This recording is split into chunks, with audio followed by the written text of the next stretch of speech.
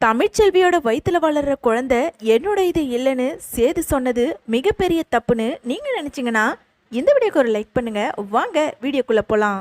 வீட்டுக்கு வந்த கருப்புமே தமிழ்ச்செல்வி கிட்ட சேது நடந்துகிட்ட சொன்ன எல்லா விஷயத்தையும் ஒண்ணு விடாம ராஜாங்கம் மோகனா அப்பத்தான்னு சொல்ல அங்க இருந்தவங்களுமே ஒரு பக்கம் சந்தோஷமா இருந்தாலும் இன்னொரு பக்கம் சேது தமிழ்ச்செல்வியோட வயித்துல வளர்ற குழந்தை என்னோட இது இல்லை அப்படின்னு சொன்னதை கேட்டதும் அங்க இருந்தவங்க எல்லாருமே அதிர்ச்சி ஆகுறாங்க.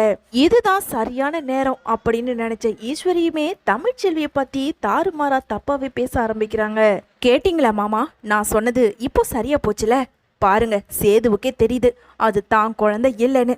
ஏன்னா சேதுவுக்கும் தமிழ்ச்செல்விக்கும் நடுவுல எதனா நடந்திருந்தா கண்டிப்பா சேது அது தான் குழந்தைன்னு ஒத்துக்கிட்டு இருப்பான். இப்போ அவனுக்கு தெரிய வந்ததுனாலதான் அது என் குழந்தை இல்லைன்னு சொல்லிட்டு போயிட்டே இருக்கான். ஈஸ்வரி, வாயில வர்றதெல்லாம் உன் இஷ்டத்துக்கு பேசிக்கிட்டு இருக்காத. அவங்க புருஷன் பொண்டாட்டி. அவன் இப்போதைக்கு தமிழ்ச்செல்வி மேல இருக்க கோவத்தினாலதான் ஏதோ பேசிக்கிட்டு இருக்கான். நாம சேது கிட்ட பேசினா கண்டிப்பா அவன் மனசு மாறுவான். எப்படி எப்படி மனசு மாறுவான்? அது உன் குழந்தை தாண்டான்னு நம்ம போய் சொன்னா அவன் நம்பிடுவானா? ஏன் அவனுக்கு அது அவன் குழந்தை தான்னு தெரியாதா என்ன? அவங்களுக்குள்ள எதுவுமே நடக்கல, இதுதான் உண்மை அப்படின்னு ஈஸ்வரியுமே ஒரு பக்கம் பேசிக்கிட்டு இருக்க, இன்னொரு பக்கம் அங்க இருந்த தாமரையோ, அம்மா என்னம்மா அங்க இவ்வளவு நடந்துகிட்டு இருக்கு, நீ அமைதியா இருக்க? இதுதாம்மா சரியான சான்ஸ். மாமாவை நான் கல்யாணம் பண்ணிக்கிறதுக்கு சீக்கிரமா போய் உன் பங்குக்கு பேசு. அடியே, நானும் அதை தாண்டி எதிர்பார்த்துக்கிட்டு இருக்கேன். எனக்கு நேரம் கிடைக்கட்டும். அம்மா, இதுக்கு மேல உனக்கு எப்படி நேரம் கிடைக்கும்? போமா, போய் பேசு அப்படின்னு தாமரை சாவித்திரி கிட்ட சொன்னதும் இதுதான் நமக்கு சரியான சான்ஸ் அப்படின்னு யோசிச்ச சாவித்திரியுமே இங்க ராஜாங்கத்துக்கிட்ட வந்து, என்னென்ன இது இது என்ன கூத்து? உனக்கு தெரியாதானே இத்தனை குழந்தைங்களை பெத்து எடுத்திருக்க? ஏன் புருஷன் பொண்டாட்டி ஒன்னா சேர்ந்திருந்தா தானே குழந்தை பிறக்க வாய்ப்பு இருக்கு. ஆனா தமிழ்ச்செல்வி கர்ப்பமா இருக்கிறதா அவ சேது கிட்ட சொன்னதுனால சேதுவுமே தமிழ்ச்செல்வியை ஒதுக்கி வச்சிருப்பான். அப்படி இருக்கும்போது எப்படி தமிழ்ச்செல்வி கர்ப்பமா இருக்க வாய்ப்பு இருக்கு? ஒருவேளை அவ பொய் சொல்லுவா, இல்லனா வேற எவன் கூடையாவது அப்படின்னு சாவித்திரி சொல்ல, உடனே அங்க இருந்த மோகனாவோ, ஏ சாவித்திரி, நீயும் ஒரு பொம்பளை தானே? அவங்களுக்குள்ள என்ன பிரச்சனை ஓடிக்கிட்டு இருக்குன்னு உனக்கு தெரியாதா?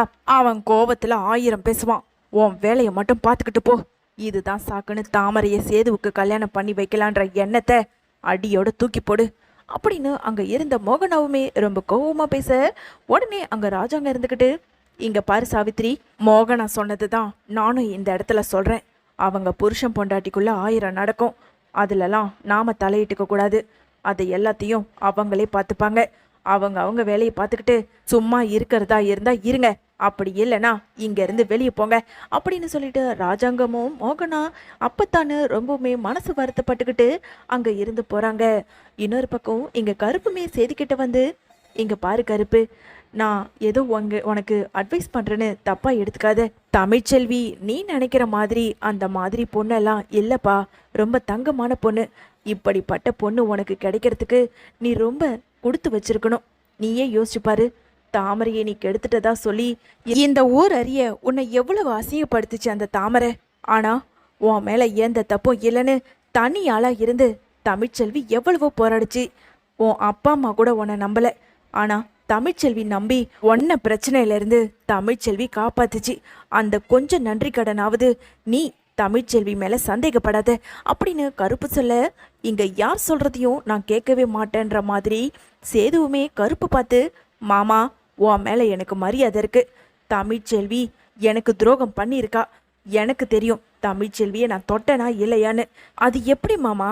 கர்ப்பமா இருக்கும்போது தமிழ்ச்செல்வியை தொடக்கூடாதுன்னு சொல்லி அப்பத்தாவே என்கிட்ட சொல்லிச்சு. அன்னைக்கே நான் முடிவெடுத்துட்டேன். என் குழந்தை நல்லபடியா பிறக்கட்டும்னு சொல்லிட்டு நானும் தமிழ்ச்செல்வி மேல ஒரு சின்ன துளி கூட கை வைக்காம இருந்தேன். ஆனா இப்போ வந்து நான் கர்ப்பமா இருக்கேன்னு சொன்னா எந்த ஆம்பளை நம்புவா சொல்லுங்க அப்படின்னு சேதுவுமே சொல்லிடுறாரு.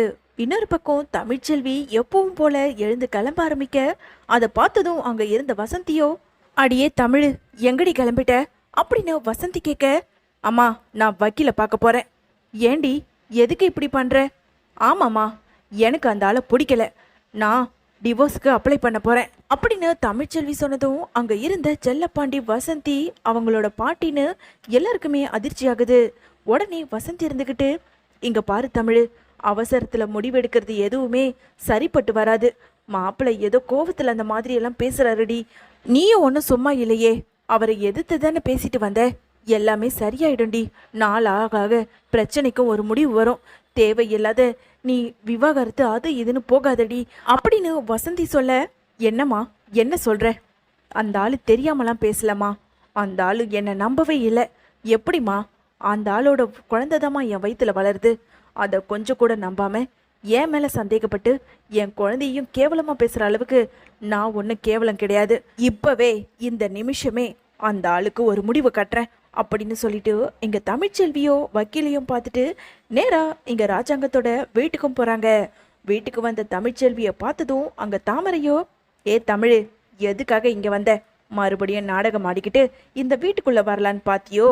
அதான் மாமாவும் வயிற்றுல வளர்ற குழந்தை தான் குழந்தை இல்லைன்னு சொல்லிட்டாரே. இதை கேட்கும் போதே நீ இன்னொரு தூக்குல தொங்கியிருப்பேன்னு நினைச்சேன். கடைசியில பார்த்தா இங்க வாசல்ல வந்து நிக்கிற அப்படின்னு தமிழ்ச்செல்வியை பார்த்து தாமரை கேட்க, தமிழ்ச்செல்விக்கோ பயங்கர கோபம் வந்து தாமரையை ஓங்கி பலார்னு ஒரு அறை கொடுத்து, ஏய், அந்த ஆளுக்கு தான் அறிவு இல்லாம பேசுறானா? நீயும் என் வயிற்றுல வளர்ற குழந்தை அவரோட இது இல்லைன்னு சொல்லுவியா? ஒழுங்கு மரியாதையா தூரப்போ. இப்போ என்ன, அந்த ஆளை நீ கல்யாணம் பண்ணிக்கணும், அவ்வளோதானே? போ, ஏதாவது பண்ணி தொலை. ஆனா இப்போதைக்கு என்கிட்ட எந்த பேச்சும் வச்சுக்காத, வழியை விடு. யார் வீட்டில் அப்படின்னு சொல்லிட்டு தமிழ்ச்செல்வியோ அங்கே வாசலையே நிற்க, அதை பார்த்ததும் இங்கே மோகனா வந்துட்டு, தமிழ் தமிழ், எல்லாமே கருப்பு சொன்னாமா, நீ கர்ப்பமாக இருக்கியாமே? ஆமாம், நான் கர்ப்பமாக தான் இருக்கேன். எங்கே உங்கள் புள்ள சேது? அவரை கூப்பிடுங்க, நான் அவர்கிட்ட பேசிட்டு போனோம். கோவப்படாத தமிழ், எல்லாத்தையும் கருப்பு சொன்னான். ஏதோ அவன் கோவத்தில் இருந்ததுனால தான் அப்படியெல்லாம் பேசிட்டான். நீ கவலைப்படாத, உள்ள வாமா, எல்லாத்தையும் நாங்க பேசி முடிவு பண்றோம் அப்படின்னு தமிழ்ச்செல்வி கிட்ட மோகனா எவ்வளவு எடுத்து சொல்லியும், இல்ல நான் அவரை பார்த்தே தான் தீரணும் அப்படின்னு உறுதியாவே இருந்துகிட்டு இருக்காங்க. இருக்க விஷயத்த இங்க சேது கிட்ட சொல்ல, சேதுவுமே நான் அவளை பார்க்கவே மாட்டேன், அவ முகத்துல நான் முழிக்கிறதே பாவம் நினைக்கிறேன், ஒழுங்கா அவளை இங்க இருந்து போக சொல்லுங்க மாமா அப்படின்னு கருப்பு கிட்ட சேது ரொம்ப கோபத்தோட பேச, பாரு சேது, மாமா தான் உன்னை கூட்டிட்டு வர சொன்னாரு, சீக்கிரமா கீழே வா அப்படின்னு கருப்பு சொல்ல, சேதுவுமே கீழே இறங்கி வர்றதும், ஏய், உன்னை யாரடி இங்க வர சொன்னது? ஒழுங்கா இங்க இருந்து வெளியே போ. நான் போறதுக்காக தான் இங்க வந்திருக்கேன். இங்கே இருந்து உங்க கூட குடும்பம் நடத்துறதுக்கு ஒன்றும் நான் வரல. இங்க பாருங்க, உங்களுக்கு நான் வக்கீல் நோட்டீஸ் அனுப்பியிருக்கேன். அது வந்ததும் சீக்கிரமா டிவோர்ஸுக்கு சரின்னு சொல்லி சைனை பண்ணி எனக்கு அனுப்பி விடுங்க. ஏன்னா உங்க கூட நான் வாழ மாட்டேன் அப்படின்னு தமிழ்ச்செல்வி சொல்ல, அங்க இருந்த மோகனா ராஜாங்கம் அப்பத்தான்னு எல்லாருக்குமே அதிர்ச்சி ஆகுது. உடனே அங்க இருந்த மோகனாவோ, ஏன் தமிழ், எதுக்காக இப்படி ஒரு முடிவு எடுத்திருக்க? ஆமா, என்னால இந்த ஆளு கூட வாழ முடியாது. ஏன்னா என் வயிற்றுல வளர்ற குழந்தை இவரோட இதுன்னு இல்லைன்னு சொல்லிட்டதுக்கு அப்புறம் இனிமே இவருக்கும் எனக்கும் என்ன உறவு இருக்கு? அதனாலதான் ஒரே அடியா தலையை முழுகிட்டு என் வேலையை நான் பார்க்கலான்னு இருக்கேன். எனக்கும் டாக்டருக்கு படிக்கிறதுக்கு அந்த காலேஜில் இருந்து சீட் கிடைச்சிருக்கு. நான் என் வேலையை பார்த்துக்கிறேன், இவர் அவர் வேலையை பார்த்துக்கிட்டு எங்கேயாவது இருந்துக்க சொல்லுங்க. ஆனா என்னை எக்காரணத்தை கொண்டும் தொந்தரவு பண்ணக்கூடாது அப்படின்னு தமிழ்ச்செல்வி சொல்ல, ஏய், உன்னை எதுக்குடி நான் தொந்தரவு பண்ண போறேன்? ஒழுங்கு மரியாதையா இங்க இருந்து போடி. உனக்கு வேண்டியது விவாகரத்து தானே? தாராளமா நான் உனக்கு கையெழுத்து போட்டு கொடுக்குறேன். உனக்கு எவனை பிடிச்சிருக்கோ அவனையே நீ கல்யாணம் பண்ணிக்கிட்டு போய்கிட்டே இரு அப்படின்னு சேதுவுமே ஒரு பக்கம் சொல்ல, இன்னுமே அதை கேட்டதும் அங்க இருந்த அப்பத்தாவுக்குமே கோவம் வந்து சேதுவை ஓங்கி பலார்னு கன்னத்திலேயே ஒரு அறை கொடுத்து, ஏண்டா என்னடா பேசுற? உன்னை என் பேர புள்ளன்னு சொல்லிக்கிறதுக்கே எனக்கு வெக்கமா இருக்கு. அது எப்படிடா கட்டின பொண்டாட்டிய நீ சந்தேகப்படுவ? உனக்கும் தமிழ்ச்செல்விக்கும் 1000 பிரச்சனை இருக்கும். அதுக்காக அவ வயிற்றுல வளர்ற குழந்தைய நீ எப்படி சந்தேகப்படுவ? இங்க பாரு, தமிழ்ச்செல்வி ஒன்றும் தெரிஞ்ச பொய் சொல்லலடா. ஏதோ வசந்தியும் செல்லப்பாண்டியும் சொன்ன பொய்யில இவ சிக்கிக்கிட்டா. அதை சமாளிக்கிறதுக்காக தான் அப்படியெல்லாம் நடந்துக்கிட்டா. மனுஷனா இருந்தா மன்னிக்கணும். அதை விட்டுட்டு கருல வளர்ற குழந்தைய நீ சந்தேகப்படுறியே, ஏண்டா எதுக்காகடா இப்படி கேவலமா நடந்துக்கிற? அவகிட்ட மன்னிப்பு கேளுடா அப்படின்னு அப்பத்தா சொல்ல, உடனே அங்க இருந்த சாவித்திரி இருந்துகிட்டு, எதுக்காக சேது இவகிட்டெல்லாம் மன்னிப்பு கேட்கணும்? சேது பேசுறதுல தப்பே கிடையாது. சேதுவுக்கு தெரியும் தமிழ்ச்செல்வி வயிற்றுல வளர்ற குழந்தை தன்னுடையதா இல்லையான்னு. இதுல தேவையில்லாம யாரும் தலையிடாதீங்க. சேது, நீ பேசுறதுல தப்பே இல்லப்பா. உடனே மோகனா இருந்துகிட்டு, என்னங்க இங்க இவ்வளோ பிரச்சனை போய்கிட்டு இருக்கு. தமிழ்ச்செல்வி என்னன்னா ஏதோ வக்கீல் நோட்டீஸ் அது எதுன்னு பேசுறா. ஆனா நீங்க எதுவுமே பேசாம இருக்கீங்களே. ஐயோ, இங்க என்ன நடக்குதுன்னே தெரியலையே. என்னங்க ஏதாவது பேசுங்க அப்படின்னு ராஜாங்கத்துக்கிட்ட பேசவோ அங்க ராஜாங்கமோ யார் பக்கம் என்ன பேசுறதுன்னு தெரியாம ரொம்ப அமைதியாவே இருந்துகிட்டு இருக்க. உடனே அங்க இருந்த தமிழ்ச்செல்வியோ, யாரும் எதுக்காகவும் எனக்காகவும் சரி யாருக்காகவும் சரி இந்த இடத்துல பேச வேண்டாம், எல்லா முடிவும் நான் எடுத்துட்டு தான் வந்திருக்கேன், இத சொல்லிட்டு போலான்னு தான் வந்தேன். வக்கீல் நோட்டீஸ் வந்தா கையெழுத்து போட்டு கொடுங்க, எனக்கும் இந்த குடும்பத்துக்கும் எந்த உறவும் கிடையாது, ஒட்டும் கிடையாது. அம்மா என்னம்மா நடக்குது இங்க? இதெல்லாம் பார்க்கும்போது எனக்கு அப்படி சந்தோஷமா இருக்குமா. சேது மாமா கூட இருந்து தமிழ்ச்செல்வி எப்படிடா பிரிக்கலான்னு பார்த்தோம், ஆனா கடவுளா பார்த்து 2 பேரையும் பிரிக்க போறாங்களே.